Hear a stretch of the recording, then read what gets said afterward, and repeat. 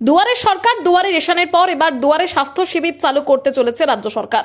রবিবার রায়না বিধানসভার রায়না 1 নম্বর ব্লকের শ্যামসুন্দর কলেজ মাঠে তৃণমূল কংগ্রেসের প্রার্থী মন্দিরা দলুইয়ের সমর্থনে এসে কথা বলেন তৃণমূল কংগ্রেসের সর্বভারতীয় সাধারণ সম্পাদক অভিষেক বন্দ্যোপাধ্যায়। অভিষেক বন্দ্যোপাধ্যায় বলেন, 2026-এ সরকার গঠনের পরে আমরা যে কাজ করব তা হলো, যতদিন মামাটি মানুষের সরকার থাকবে ততদিন লক্ষ্মীর ভান্ডার চলবে, কেউ বন্ধ করতে পারবেন না। দ্বিতীয় হলো বৃদ্ধ ভাতা, তৃতীয় জল জীবন মিশন, চতুর্থ দুয়ারে সরকারের মতো দুয়ারে স্বাস্থ্য শিবির করা হবে, আর পঞ্চম হলো রায়না 1 ও রায়না 2 ব্লকে যত গরিব মানুষ আছে তাদের সকলের মাথার উপর পাকা বাড়ি হবে, সকলের অ্যাকাউন্টে 1,20,000 টাকা করে পৌঁছে যাবে। অভিষেক বলেন, রায়না বিধানসভাতে গত 2 বছরে 13,900 জনকে বাড়ি তৈরির জন্য 1,20,000 টাকা করে দেওয়া হয়েছে তৃণমূল সরকারের পক্ষ থেকে। গোটা পূর্ব বর্ধমানে 1,56,000 গরিব মানুষ পাকা বাড়ির জন্য টাকা পেয়েছে। এরপর তিনি বলেন, মোদী সরকার আমাদের সব টাকা আটকে দিয়েছে, তাও মুখ্যমন্ত্রী টাকা দিয়ে চলেছে। অভিষেক বলেন, রায়না হলো কৃষি প্রধান এলাকা, এখানে সুগন্ধি চাল উৎপাদন করা হয়, আর মোদী সরকার এই সুগন্ধি চাল সরবরাহ বন্ধ করে দিয়েছে। রায়না বিধানসভা তৃণমূল কংগ্রেসের প্রার্থী মন্দিরা দলুই বলেন, রায়না বিধানসভা এলাকায় যে সমস্ত কাজ বাকি রয়েছে তা তিনি সফলভাবে করবেন। রায়না 1 নম্বর ব্লক সভাপতি বামেদের মন্ডল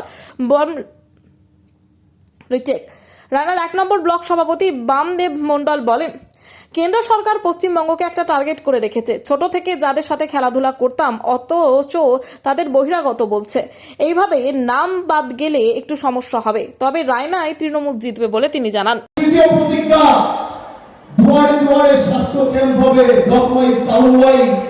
রায়না 1 নম্বর ব্লকের জন্য আলাদা ক্যাম্প, রায়না 2 নম্বর ব্লকের জন্য আলাদা ক্যাম্প। যেভাবে দুয়ারে সরকার হয়েছে, একইভাবে দুয়ারে স্বাস্থ্য শিবির করে আপনাকে উন্নত মানের স্বাস্থ্য পরিষেবা পৌঁছে দিতে বদ্ধপরিকর আমাদের মামাটি মানুষের সরকার। এটা আমাদের তৃতীয় প্রতিজ্ঞা।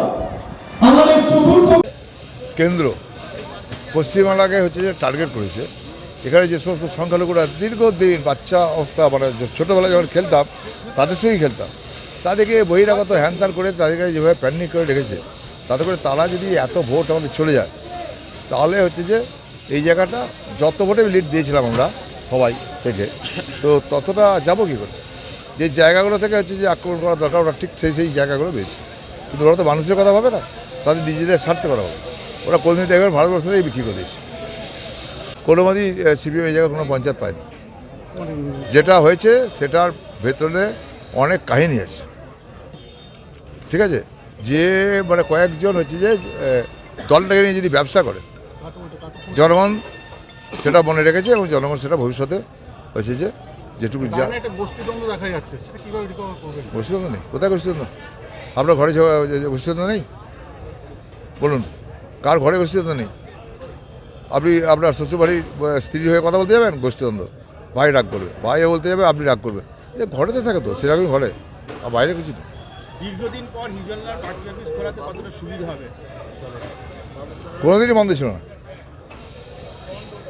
কোনোদিনই বন্ধ ছিল না। ওটা আমরা ওই জায়গার যে সমস্ত ইয়েগুলো ছিল, হ্যাঁ, কাঠামো, সেগুলো খুব বাজে জায়গায় চলে গেছিলো, যেগুলো সময় ভেঙে যাওয়ার ইয়ে ছিল, বন্ধ ছিল। কে বললো? ওটাকে আবার নতুন করে আমরা হচ্ছে যে ঢালাই ফেলাই দিয়ে আরও মজবুত করার চেষ্টা করছি। তার মধ্যে যে কোনো সময় আমাদের কর্মীরা ঢুকে এখানে বসতো আর হচ্ছে যে ঘরটা ভেঙে পড়তো, সেটার জন্যই আমরা ওই জায়গাটা বন্ধ রাখতে বাধ্য হয়েছি। এটা উনি বলেছেন, নিশ্চয়ই জেনে শুনেই বলেছেন, আর জেনে শুনে বলেছেন বলেই সেটাকে আমরা মান্যতা দিচ্ছি, ঠিক আছে? এই কারা করছেন কি না করছেন সবটাই আমাদের নজরে আছে। ওই তো আজকে দাদা বললেন, আমাদের রায়না বিধানসভার কৃষি প্রধান দেশ, তাই কৃষকদের যে শস্য সেইগুলো রাখার জন্য একটা আমরা কোল্ড স্টোর বানানোর ব্যবস্থা করছি। আরও রাস্তাঘাট আর যে আমাদের যে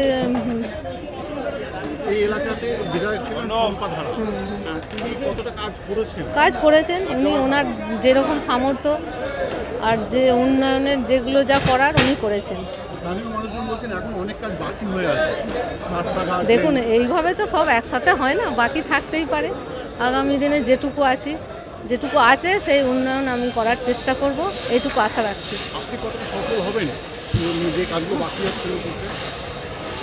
আশা করছি সফল হব আগামী দিনে।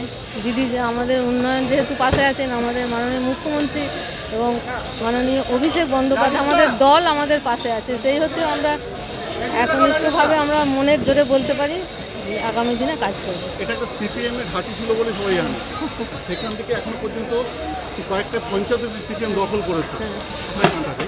এটা এটা দখল করা বলে না, এইগুলো এগুলো মানুষের দেখুন, এগুলো দখল বলতে এগুলো প্রার্থী ঠিকঠাক ছিল না বলে এইগুলো হয়েছে আর কি। আগামী দিনে এইসবের কোনো সিপিএমের কোনো অস্তিত্বই নেই।